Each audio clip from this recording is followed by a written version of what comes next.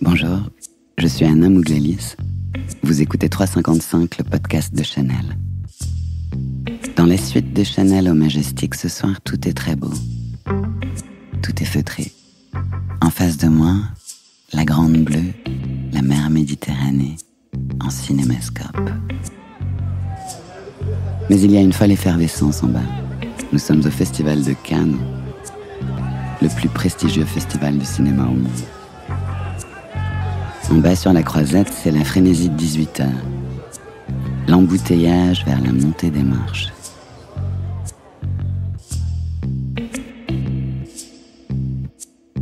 Pour ce 5e chapitre de 355, je reçois des personnalités du monde du cinéma dont j'admire le travail singulier. Avec eux, nous échangerons sur la création, l'audace et la liberté. Dans un dialogue inspiré par le personnage de Gabrielle Chanel, qui fut proche du cinéma et créatrice de tout un monde, celui de la femme moderne. Créer des mondes, c'est aussi ce que tente le cinéma dans chaque film. J'ai échangé avec Rebecca Zlotowski, scénariste et réalisatrice française, qui en seulement 3 films s'est imposée comme une des plus brillantes de sa génération.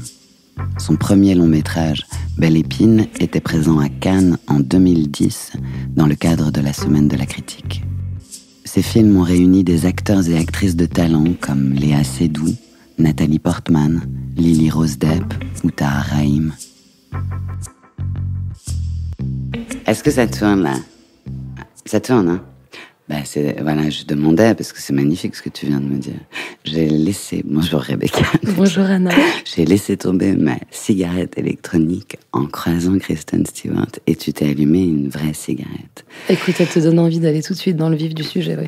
Voilà, et on parlait avec Kristen de la femme moderne. On est dans la suite Chanel. Chanel a beaucoup œuvré à ça. Elle a inventé une femme moderne en la libérant du corset, en se proposant son propre espace dans lequel elle pouvait rayonner comme une beauté, alors qu'elle correspondait pas du tout au canon de l'époque. Elle les a inventés pour elle-même. Je me reconnais beaucoup, je m'identifie beaucoup dans cette démarche. Mais voilà, une vraie démarche de création. La création amène à la liberté. Pas que, la création peut être hyper douloureuse, mais elle est un chemin quand même. Un chemin vers quelque chose qui respire. Donc j'avais envie de te demander, par rapport à Kristen, que j'identifie aujourd'hui vraiment comme une de ces femmes modernes. Voilà, elle a quelque chose de singulier qui fait tomber l'électronique. Qu'est-ce que c'est pour toi la modernité, une femme moderne? Déjà, la notion de modernité, elle se réactualise en fait à chaque fois dans chaque champ de la représentation. On ne sait pas vraiment. Il faudrait dire qu'est-ce que c'est qu'une forme moderne au cinéma, qu'est-ce que c'est que bon. Et si on parle de Kristen et si on parle aussi de ce que sont ces grandes précurseuses, comme ce qu'a été Coco Chanel sur la question en fait de la réinvention du stéréotype féminin. Pour moi, c'est là que la modernité se niche, c'est-à-dire comment, en fait, quand on a le désir, la responsabilité de faire bouger les lignes, on réinvente le corps de la femme et on réinvente le corps de l'homme aussi. Et j'ai l'impression qu'aujourd'hui, c'est pour ça que j'étais particulièrement émue en voyant Kristen Stewart, c'est que comme Léa Seydoux, comme peut-être Simone Signoret l'a été un moment, ou Annie Girardot, pas Anna, mais on peut l'embrasser aussi. Ouais. Sont des femmes qui, à un moment, sont des actrices, comme certains acteurs l'ont fait aussi, ont réinventé ce qu'était le stéréotype féminin, et que la lutte d'une certaine manière pour faire avancer les mentalités et faire se déplacer les lignes sur ce que représentait le féminin, ce sont les actrices et pas seulement les metteurs en scène qui l'ont porté. Et toi aussi, d'une certaine manière, Anna, parce que je m'adresse aussi à l'actrice, je trouve que alors je dis pas ça parce que tu es notre présidente depuis peu de temps, n'est-ce pas? Mais je trouve que c'est important, indépendamment de la question de la représentation, dans un certain rapport à, c'est pas uniquement la liberté, c'est où se niche la séduction, où se niche la personnalité, et tout ça, ça fait se déplacer les lignes. Et la responsabilité, elle est du côté des actrices et des acteurs maintenant, dans leur propre corps. Je trouve qu'on a devant nous une génération de jeunes actrices hallucinantes sur ce registre-là, qui sont les fers de lance, en fait, de nouveaux modèles, quoi, et qui portent la question du genre. Et justement, tu faisais comme ça... tu rapprochais Léa Seydoux, qui a tourné dans 2 de tes films, qui s'est vraiment révélée en tant que formidable actrice dans des films à toi. Enfin, c'est ce que je pense. Mais je pense que j'ai même lu qu'elle le disait elle-même. J'ai eu la chance de tourner 2 films avec elle, dont l'un qui était quasiment l'un de ses premiers grands rôles, Belle Épine, et le deuxième, très différent, dans lequel elle était une travailleuse du nucléaire. Et oui, c'est vrai que j'ai cette chance-là. Mais pour moi, l'espèce de lien qu'il peut y avoir entre Kristen et Léa, c'est aussi ce rapport hors écran, à l'écran, mais aussi dans la vie, puisque c'est des actrices qui ont énormément de succès, qui participent à l'industrie hollywoodienne. Il y a ce rapport qui peut-être est moderne, tu me diras ce que tu en penses, qu'il y a chez Gabrielle Chanel aussi, il y a déjà quelques années. Mais qui est ce rapport au non-affichage du bonheur permanent, de la satisfaction permanente. Je vois ce que tu veux dire. Et le fait que des actrices comme Léa, comme Kristen Stewart, se permettent, par exemple, de ne pas sourire. De ne pas être dans ce commerce de « je suis tellement heureuse de faire ce que je fais », mais d'être à leur endroit d'actrice, à leur endroit en fait de création, parce que c'est toujours compliqué pour l'actrice de trouver où elle est créatrice. Et j'ai la sensation ou l'intuition que ce refus auquel je suis sensible du sourire. Tu veux nous dire quelque chose? Non, ce refus du sourire est finalement quelque chose qui est un attribut assez viril. Oui. Et qui se retrouve formidablement incarné par ces femmes qui transforment la perception de la femme puissante. C'est pas parce qu'elle est puissante qu'elle va sourire et être dans une satisfaction. Pas. Il y a une idée de. Je suis absolument d'accord. Enfin, je trouve ça très. Je trouve que tu le formules de manière brillante. C'est qu'il y a chez ces femmes qui peuvent accéder à un pouvoir économique et artistique l'idée qu'on n'a pas à en passer par la minauderie. Et que lorsqu'on se donne des modèles, les modèles peuvent aussi être masculins. Et ça, c'est vraiment l'une des nouveautés des 10 dernières années. C'est-à-dire, quand on demande à Léa Seydoux quelle est l'actrice qui l'a inspirée, elle dit c'est Marlon Brando. Ah, moi aussi. Bon. Tu vois, vous êtes. Bon, par ailleurs, c'est un inspirateur hors norme, mais ce que je veux dire, c'est que il y a une espèce de voilà, la ligne se floute entre les inspirations. Disons que le viril se niche partout, le masculin, le féminin et le masculin se nichent partout, et il peut être incarné par des corps féminins et des corps masculins. Après, à titre personnel, en tant que réalisatrice, c'est certain que j'ai toujours, et vous l'entendez peut-être dans ma voix, d'une certaine manière volontaire, souvent quand j'écris mes scénarios, quand j'écrivais le personnage de Léa, je commençais toujours par dire « elle arrive, belle et volontaire ». Et le mot volontaire, c'est vraiment quelque chose qui compte pour moi dans l'attribution, l'assignation, en tous les cas, d'une féminité qui a du sens pour moi.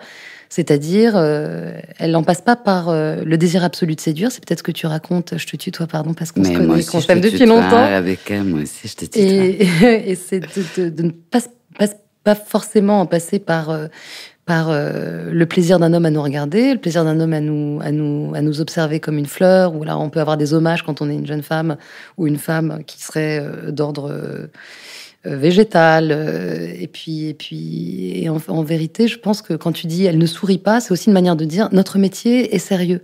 Et j'ai le souvenir d'avoir fait quand on commence à faire des films et qu'on est une femme, à l'époque en plus j'étais vraiment dans ma vingtaine, à la fin de la vingtaine, on nous posait systématiquement la question de notre sexe, et qui est une question qui était très, très nouvelle pour moi, puisque moi j'avais une carrière d'universitaire et la question se posait pas, ou à peine. Et l'image s'en est mêlée, et quand il était question par exemple de faire des images pour des journaux, je me souviens qu'on me demandait de poser, et puis je n'en avais pas l'usage, quoi. Je n'avais pas l'habitude. Je pense qu'Olivier Assayas, avec qui Kristen Stewart a tourné, n'en avait pas l'habitude non plus, au même titre que moi, que Jacques Audiard, que Arnaud Desplechin, et qu'on leur demandait pas de poser de la même manière.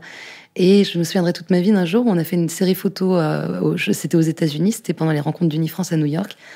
Et on nous a demandé de poser à plusieurs réalisatrices. J'étais heureuse en même temps de faire partie d'une vague solidaire de nouvelles réalisatrices qui pouvaient porter un peu la parole de la simplicité en France de fabriquer du bonheur qu'on a de faire des films en France, parce que le cinéma d'auteur est valorisé pour tout un tas de raisons d'ordre économique. Mais en même temps, je reconnaissais qu'on nous demandait de poser. Et l'une de mes collègues réalisatrices, je sais plus si c'est Mia Hansen-Love ou si c'est Axel Repère, a dit « Ah non, mais moi je vais pas faire ça parce qu'en fait notre métier est sérieux. Et donc je vais vous montrer un visage sérieux. Je suis désolée. Pardonnez-moi de ne pas ni sourire ni minauder sur la photo avec ma partenaire du jour, mais en fait je vais être sérieuse. » Et je souscris pleinement à ça maintenant. De temps en temps, alors ça veut pas dire que on s'amuse pas, il y a un temps pour s'amuser, il y a un temps pour parler de joie, il y a un temps pour déconner.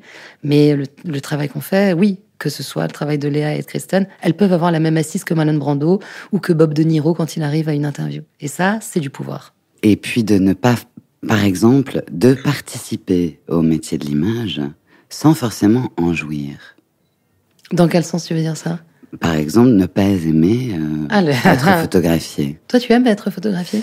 Alors, j'aime les rencontres. Et bon, Karl Lagerfeld m'a donné quelque chose de très précieux, parce que quand il m'a photographié, moi je l'ai rencontré, je pensais tomber au cœur de la superficialité, j'entrais dans la mode, mais j'ai rencontré cet homme-là qui m'a apporté beaucoup. Je me souviens qu'à cette époque, t'écoutais Charles Aznavour et t'avais les cheveux courts. Quand j'ai rencontré Karl, j'avais encore les cheveux longs. Et c'est lui qui t'a amené à les couper ? Non, je les ai coupés pour un film. Ah, je me souviens, pour La vie nouvelle de Philippe Grandrieux. Exactement. Et je les avais coupés moi, je connais ta filmo sur le bout des doigts. C'est vrai. Mais je les avais coupés une première fois seule aussi, dans un souci de liberté. Bon, c'est quand même une sacrée atteinte à soi-même. Je m'étais rasé la tête. Ouais, oui. À blanc. Pour pouvoir prendre le métro tranquillement. Pourquoi ? Parce que sinon, ta beauté t'amenait en fait trop d'hommages qui t'empêchaient de... Sans doute le flot de sensualité qu'il y a dans les cheveux, le fait que j'avais l'air d'une jeune première, et c'était trop compliqué. C'était trop compliqué. Trop d'agression, de sollicitation. J'avoue que le fait d'avoir rasé ma tête a vraiment réglé le problème. Enfin, j'en suis pas sûre, parce que moi, je t'ai vue avec les cheveux courts et t'étais malheureusement, pour toi, tout aussi belle. Ah oui, mais ça plaît. C'est comme Nathalie Portman dans V pour Vendetta, c'est quand même... Oui, ça plaît aussi. Mais ça plaît à certains, mais pas à tous. Parce que là, quand on reparle d'archétypes, toi, tu t'as inventé des personnages féminins forts. Parce que dans tes films, les personnages féminins portent le film. Vraiment. Alors, pardon, mais... En vérité, non. C'est-à-dire que dans mes 2 premiers films, j'en ai fait que 3 d'abord, donc c'est pas on peut pas vraiment parler d'une. Mais dans les 2 premiers, je dois reconnaître que oui, alors le personnage principal de mon premier film, c'était Léa Seydoux, c'est une jeune femme. Mais dans le deuxième, c'était vraiment une wild bunch de travailleurs du nucléaire. Mais je pense que et ça, c'est vraiment la pierre que je voudrais apporter à ça, c'est que là, tout à l'heure, je viens de d'avoir une grande conversation sur scène avec Scorsese, parce qu'en tant que présidente de la SRF, la Société des réalisateurs de films, on lui a remis un hommage, qui est un hommage très puissant du cinéma français. Et on me disait, mais le cinéma de Scorsese, c'est un cinéma pas féministe. Alors, c'est un cinéma où, alors, franchement, les femmes, un peu comme Jacques Audiard qui était avec nous et qui l'interrogeait, c'est pas un cinéma du féminin, bon. Mais je me disais, en fait, très rapidement, la question n'a pas de sens, parce qu'un metteur en scène qui réinvente aussi l'archétype masculin, c'est un metteur en scène féministe, d'une certaine manière. Et moi, quand je fais un film avec des travailleurs du nucléaire et que je leur dis, mais tu vas faire la vaisselle dans ta petite caravane, en fait.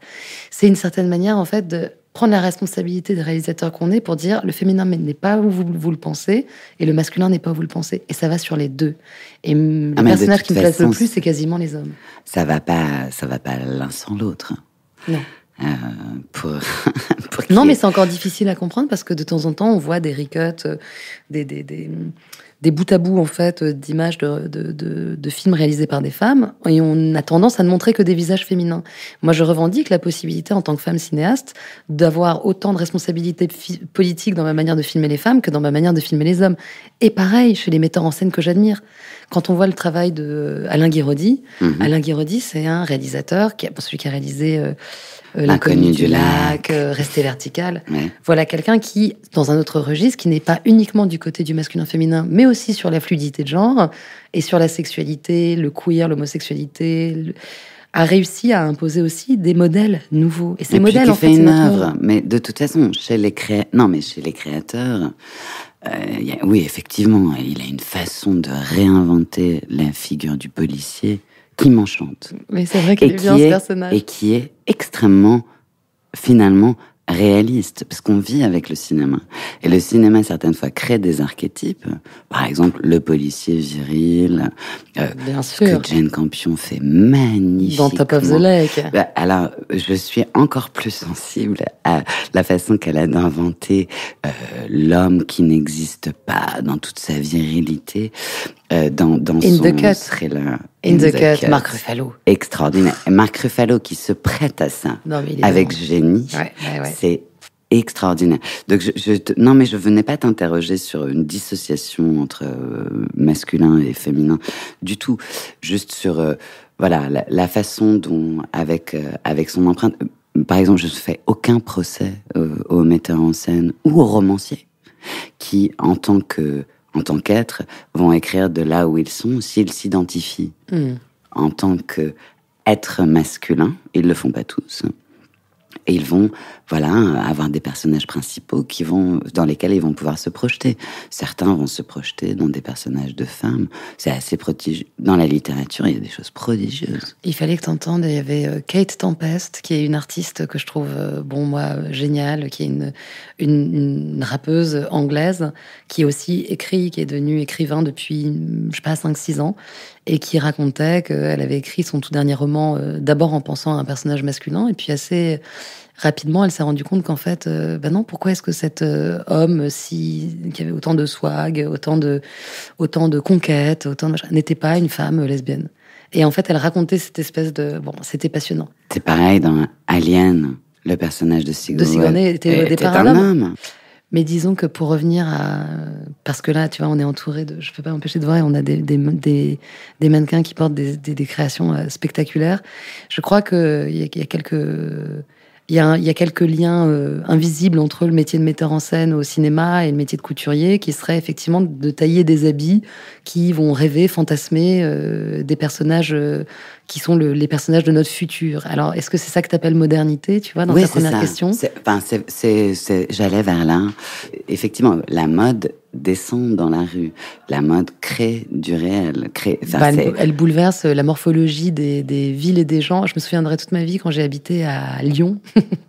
Une fois dans ma vie, pour mes études, je vais évidemment me vanter, j'étais à Normal Sup à Lyon, et moi qui était parisienne, je ne sais pas, je pense le champagne cannois me fait totalement me vanter, mais disons que c'était pour raconter un truc un petit peu moins glamour, qui était que je devais vivre à Lyon pendant 1 an.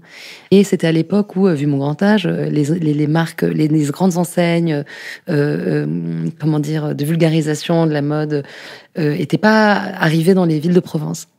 Et la morphologie de la ville était différente. Si bien que je me suis rendu compte du pouvoir qu'avait et c'était un moment super agréable en plus de mode, parce que c'était ce petit moment où les physiques étaient beaux, c'est-à-dire il y avait des pantalons très moulants avec des ballerines. C'était on revenait comme ça dans un truc des années 60. En tant que cinéaste, je suis ultra sensible à la question du costume, et je voyais que la ville n'avait pas le même visage, et que les femmes n'étaient pas aussi, pouvaient pas extérioriser de la même manière leur personnalité, s'amuser autant avec les variations vestimentaires, du fait de la difficulté à trouver des vêtements différents, des assemblages différents. Quand ces grandes enseignes ont débarqué partout, elles ont aussi, alors évidemment, copieurs de partout. Enfin bon, moi je rentre pas dans le débat économique, hein, mais elles ont donné la possibilité et de donner accès en fait à la rue, de donner ces couturiers, ces pensées, ces psychés en accès à des femmes qui pouvaient pas se les offrir. Et là, ça a changé pas mal de choses dans la morphologie des villes et des gens. Mais tu vois, en tant que réalisatrice, par exemple, tu décides de tourner un film à l'été, je ne sais pas, je vais dire 2014, où la tendance couleur va être le corail. Et tu ne trouveras rien d'autre que du corail. Est-ce que tu fais ton film ? Alors, tu filmes ton actrice en corail ? Attendez, Anna Moglalis.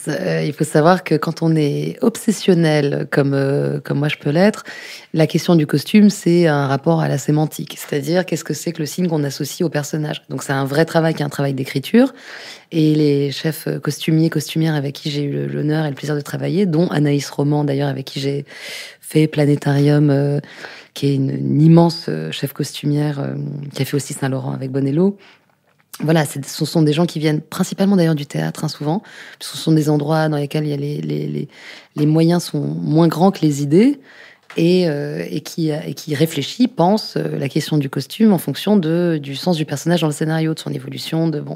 Ça, c'est un travail qui me passionne par ailleurs. Et puis aussi, je suis proche de José Lévy, qui a fait les costumes de tout le théâtre de Arthur Noziciel de ces dernières années, et le rapport du costume au théâtre. Bon, on est dans de la sémiologie pure. Les couleurs chaudes, les couleurs froides. Et, il faut aller les trouver, on peut les inventer. Bon, moi, j'ai toujours été fascinée par les uniformes. Ça, c'est mon truc à moi. Je me souviens que mes 2 premiers films, je désignais avec le chef ou la chef costumière un uniforme à chaque personnage, et j'avais le désir que l'uniforme ne change pas. Alors, il pouvait y avoir quelques variations légères, notamment, par exemple, dans mon 2e film, Grand Central, Léa Seydoux est dans un tout petit short en jean avec un body assez transparent qui laisse apparaître ses tétons turgescents. Qui m'a valu quelques critiques de la part des féministes, ce qui est quand même un comble parce que je suis vraiment du côté de ce combat-là. Et en même temps, j'ai reconnu, j'ai accepté. Tu sais que j'ai induit en Argentine, voilà, il y a des jeunes filles, enfin une jeune fille notamment, qu'on a renvoyée chez elle parce qu'elle n'avait pas mis de soutien-gorge. Oui, je trouve ça tout à fait légitime. Je trouve ça atroce. Pourquoi ? Derrière, mais parce que de l'école, on l'a renvoyée dans une école publique. Ah, on l'a renvoyée de son école publique avec un mot pour ses parents. Il fallait qu'elle aille remettre un soutien-gorge. Et il y a eu un lancer de soutien-gorge derrière. Non, mais c'est pour. Au cœur de ça, c'est toute la question en fait de la menace du corps d'une femme. On ne dit pas à une femme comment elle doit s'habiller. Jamais, jamais. Ni court, ni long, ni couvert, ni découvert. Et je pense que ça, c'est un mantra qui peut nous amener à traverser le moderne et le contemporain d'une manière assez sereine. C'est une femme s'habille comme elle le souhaite. Il y a énormément de réalisateurs par rapport au choix du costume qui ignorent totalement le fait qu'il tourne en couleur. C'est quelque chose qui était réglé en noir et blanc. Non, mais par exemple, la cohabitation de couleurs qui font mal aux yeux, mais parce que le cinéma, c'est de l'image, mais de l'image en mouvement, et c'est bien qu'elle soit pensée et qu'elle emporte. Moi, je pense qu'il y a une responsabilité totale. En vrai, on nous donne tellement d'argent pour faire un film, pardon. On te le donne pas, Rebecca. Non, mais on me le donne pas à moi, mais c'est quand même des grosses sommes. C'est des grosses sommes. C'est-à-dire que si on n'a pas une responsabilité absolue dans ce qu'on fait, c'est ce que disait Bazin, le cinéma, c'est pas une fenêtre qu'on ouvre sur le monde, c'est un cache qu'on met sur le reste. Si on envisage le cinéma pas comme quelque chose qui nous permet de regarder, mais quelque chose qui nous masque le reste, on a une responsabilité immense qui est de qu'est-ce qu'on fait rentrer dans l'image. Oui. Bon, Rebecca, en voyant tes films, en voyant les actrices que tu as invitées et qui sont devenues les magnifiques personnages qu'on peut voir sur la scène du cinéma. Je veux te remercier pour le féminin que tu crées. Je te remercie, Anna. Et le masculin que tu crées. Oui, ça va te pair. Et la transgression. Je t'embrasse. Moi aussi. À bientôt.